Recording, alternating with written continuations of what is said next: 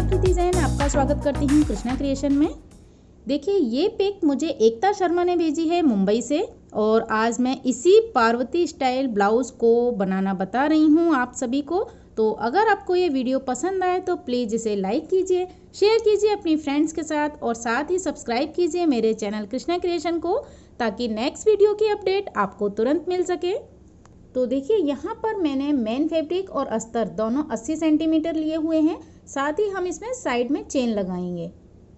तो सबसे पहले मैं लाइनिंग यानी अस्तर के कपड़े पर मार्किंग कर लेती हूँ। तो देखिए यहाँ फ्रंट और बैक के पीस मैं एक साथ निकालूंगी, तो आप कपड़े को खोलकर इस तरह से फोल्ड करें कि आपका जितना चेस्ट है उसमें आपको कम से कम 2 इंच एक्स्ट्रा लेना है। उसके बाद यहाँ साइड से हम कपड़ा कट कर देंगे। तो देखिए इस तरह से ये डबल फोल्ड कपड़ा आ गया है। अब मैं इसे लंबाई में इस तरह से फोल्ड कर देती हूँ।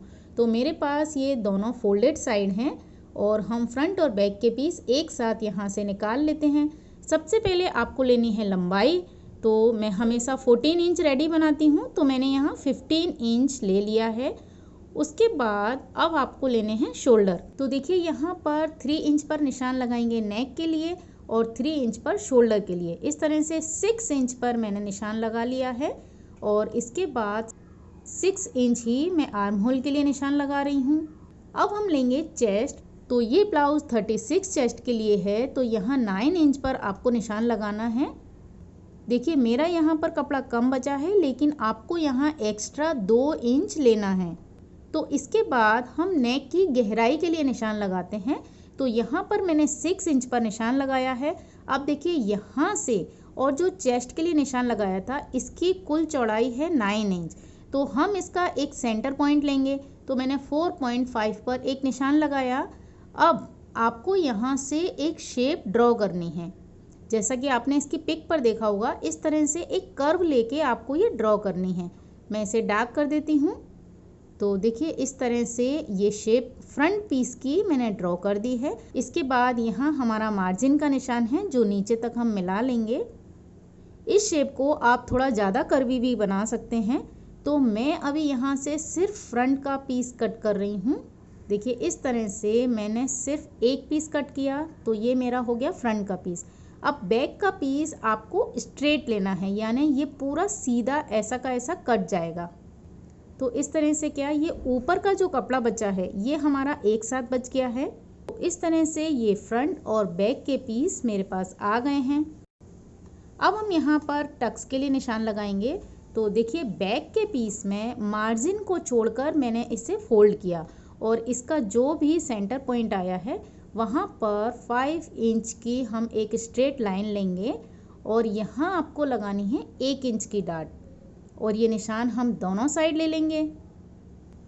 तो इस तरह से मैंने एक हल्का सा खुटका लगा लिया यहाँ पर। तो मैं दोनों साइड इसके निशान ले लूँगी। अब हम फ्रंट के पीस में डाट के निशान लगाएंगे। तो देखिए यहाँ पर भी मार्जिन को छोड़ने के बाद आप इस तरह से इसे फोल्ड कीजिए। अब देखिए आपको यहाँ डाट का निशान लगाना है। तो नीचे से मैंने लगाया 1 इंच का निशान और ऊपर से लगाया है 1/2 इंच का निशान। अब इसका नीचे से हम 5 इंच पर एक निशान और लेंगे और इस पॉइंट पर हम इन दोनों डाट्स को मिला देंगे। तो यहाँ इस तरह से मैंने तिरछी स्केल रखी और ऊपर और नीचे दोनों साइड से यहाँ मिला दिया है। तो देखिए डाट का जो निशान लगाया था वहाँ से मैंने कपड़ा कट कर लिया है। तो यहाँ पर जो डाट का सेंटर पॉइंट है वहाँ मैं एक हल्का सा कट लगा लेती हूँ और इस तरह से हमारे फ्रंट के पीस भी कट हो गए हैं। देखिए इस तरह इसका लुक आएगा। तो अब हम फ्रंट और बैक के जो पीस मेरे पास आए हैं इसी को रखकर अपना मेन फैब्रिक कट करेंगे। तो मेन फैब्रिक को इस तरह डबल फोल्ड करके रखिए और उसके ऊपर जो फोल्डेड साइड है वहाँ पर इस तरह कपड़ा जमाइए और इसे कट कर लीजिए। तो देखिए यहाँ पर मेन फैब्रिक भी कट हो गए हैं। अब हम इसकी सिलाई कर लेंगे। तो सबसे पहले आपको क्या करना है कि जो लाइनिंग के कपड़े हैं उन्हें आपस में अटैच करना है और मेन फैब्रिक के कपड़े को आपस में अटैच करना है। तो इस तरह हम अटैच कर लेते हैं। तो यहाँ देखिए लाइनिंग और मेन फैब्रिक दोनों को अटैच करने के बाद एक दूसरे के ऊपर इस तरह से अपोजिट रखेंगे और जो ऊपर की साइड है वहाँ से हम एक सिलाई लगाएंगे और सिलाई लगाने के बाद यहाँ आप हल्के हल्के कट लगाइए, क्योंकि ये कर्व है तो हम कट लगाएंगे तो अच्छे से फिनिशिंग आएगी। और उसके बाद मैं इसे पलट लूँगी। पलटने के बाद हम एक फ्रंट की सिलाई लगाएंगे जिससे इसमें अच्छी फिनिशिंग आए और इसे चारों तरफ से अटैच कर लेंगे। तो देखिए इस तरह से ये फ्रंट का पीस मेरा तैयार हो गया है। अब इसमें जो एक्स्ट्रा कपड़ा है ना तीनों साइड, उसे हम कट कर लेंगे। आप चाहें तो यहाँ पर कप भी अटैच कर सकती हैं, उससे इसका लुक और भी अच्छा आएगा। अब मैं बैक का पीस तैयार करती हूँ। तो सेम तरीके से यहाँ दोनों में टक्स लगाएंगे हम और एक दूसरे के अपोजिट रख कर पलट लेंगे और इसे रेडी कर लेते हैं। तो देखिए यहाँ पर फ्रंट और बैक दोनों पीस मेरे पास तैयार हो गए हैं।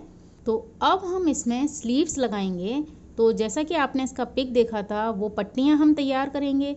तो ये जो कपड़ा है मेरे पास, ये इसके शोल्डर की साइड से निकला था। देखिए यहाँ से हमने फ्रंट का पीस कट किया था और इसकी जो पूरी लंबाई थी वो थी 15 इंच। तो नीचे का पीस तैयार हो गया है। अब इसकी हम स्लीव्स की पट्टियाँ लेंगे। तो इसमें जो नाप लिया था ना हमने आर्म होल का 6 इंच, उसे हम देखिए खोल कर रखेंगे तो ये पूरा आ रहा है 11.5 इंच। तो हम इसमें ऊपर और नीचे से पट्टियों को दबाएंगे। तो मैं यहाँ पर लूँगी 13 इंच, यानी हमें 13 इंच की पट्टियाँ यहाँ से कट करनी है और उसकी चौड़ाई हम ले लेंगे 10 इंच। तो देखिए यहाँ पर मेरा जो कपड़ा है ये बनारसी है और इसमें जो अंदर से ये धागे हैं ना, ये हाथ पे बहुत चुभ रहे हैं। तो अगर आपके पास प्लेन फैब्रिक है तो कोई दिक्कत ही नहीं है, लेकिन मैं यहाँ पर इस कपड़े को नहीं लगा सकती हूँ, तो मैं यहाँ पर मैचिंग नेट लगा रही हूँ। तो देखिए मैंने यहाँ पर जो नेट ली है उसमें से 13 इंच लंबाई के और 10 इंच चौड़ाई के 2 पीस कट कर लिए हैं। अब इस पीस के ऊपर मैं क्या करती हूँ, लेस लगा लेती हूँ, जिससे इसका लुक भी अच्छा आएगा। तो हम यहाँ पर लंबाई की साइड में इस तरह से इस लेस को सिल लेते हैं। तो देखिए यहाँ पर मैंने इस तरह ये लेस सिल ली है। तो अब हम क्या करेंगे, इसे इस तरह से इसमें चुन्नट लेंगे और चुन्नट आपको 1.5 या 2 इंच तक लेनी है, जिससे ये पूरा हिस्सा हम यहाँ पर फ्रंट के पीस में अटैच कर सकें। तो मैं यहाँ पर इस तरह से इसे चुन्नट लेकर सिलाई कर लूँगी, ऊपर से और नीचे से दोनों साइड से। तो देखिए मैंने दोनों पीस इस तरह से चुन्नट लगाकर सिलाई कर लिए हैं। अब हम इसे अटैच करेंगे अपने फ्रंट के पीस में। तो जो हमने टक्स लगाई थी, या आप देखिए जो इसका कर्व का सबसे ऊपर वाला हिस्सा है, वहाँ पर हम इसे सिलाई करेंगे। तो इसके 2 तरीके हैं। एक तो आप अंदर की साइड इस तरह रखकर सिलाई कर सकते हैं, लेकिन अगर आपके पास कोई चौड़ा बॉर्डर हो तो आप इसे ब्लाउज के ऊपर से रखकर सिलाई कीजिए और हमारे बॉर्डर से उस जोड़ को छुपा दीजिए। लेकिन देखिए मेरी जो लेस है वो काफ़ी पतली है यहाँ पर, तो मैं इसे अंदर की साइड से रखकर ही सिलाई करूँगी। तो मैं यहाँ पर इन दोनों पट्टियों को अटैच कर लेती हूँ और उसके ऊपर से मैं इस लेस को लगा दूँगी। तो देखिए फ्रंट का पीस मेरा रेडी हो गया है और अंदर की साइड से भी ये पूरी दबाव में आ गई है पट्टी, क्योंकि लेस पर डबल सिलाई की है। अब हम बैक के पीस में भी इसे अटैच करेंगे। तो यहाँ इस तरह से आप रखिए, और चूँकि बैक के पीस में कोई भी कर्व का निशान नहीं है, तो यहाँ इस तरह से हम निशान ले लेंगे सेंटर का। तो ये 2 निशान आ गए हैं। अब देखिए इस तरह रखेंगे और यहाँ पर इसे अटैच कर देंगे। तो देखिए इस तरह से ये अटैच हो गई है। अब हमें इसकी फिटिंग करनी है।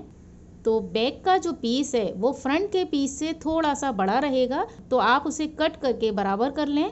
तो एक साइड हम लगाएंगे चेन और एक साइड हमें पूरी फिटिंग देनी है। तो इस साइड मुझे चेन लगानी है, तो यहाँ पर मैं 1.5 इंच तक पक्का सिलूँगी और उसके बाद बड़े टाँके की एक सिलाई ले लूँगी। अब देखिए सिलाई लेने के बाद इस तरह से हम इसे ओपन करेंगे और चेन को यहाँ पर लगाएंगे। तो चेन लगाने के लिए क्या करना है, आपको चेन को उल्टा रखना है। यहाँ ऊपर की साइड आप एक पिन लगा लीजिए। अब इस चेन को हम खोल लेते हैं और खोलने के बाद जो हमारा ब्लाउज का मार्जिन जो एक्स्ट्रा इधर है, वहाँ इसके ऊपर मैं इस तरह से इसे सिलूँगी कि जो सेंटर की सिलाई है उससे 1 पॉइंट पीछे रखना है और इसकी सिलाई हमारी इस मार्जिन की पट्टी पर आएगी और जो दूसरी साइड की पट्टी है उसे भी सेंटर से 1 पॉइंट पीछे रखेंगे हम और इस तरह से पिनअप करना है। तो आपकी चेन की जो सिलाई है वो फ्रंट की साइड में नहीं दिखेगी। तो देखिए मार्जिन की पट्टियों पर ही आपको इस तरह से एक साइड से सिलाई लेनी है और दूसरी साइड लाकर ख़त्म करनी है।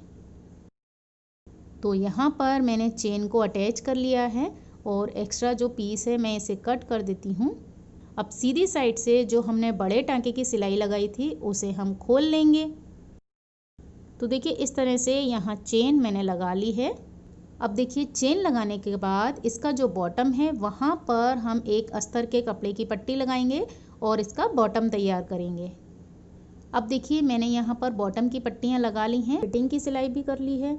अब हम इस बॉटम की पट्टी को यहाँ इस तरह से फोल्ड करेंगे तो चेन का जो नीचे का हिस्सा है वो भी कवर हो जाएगा।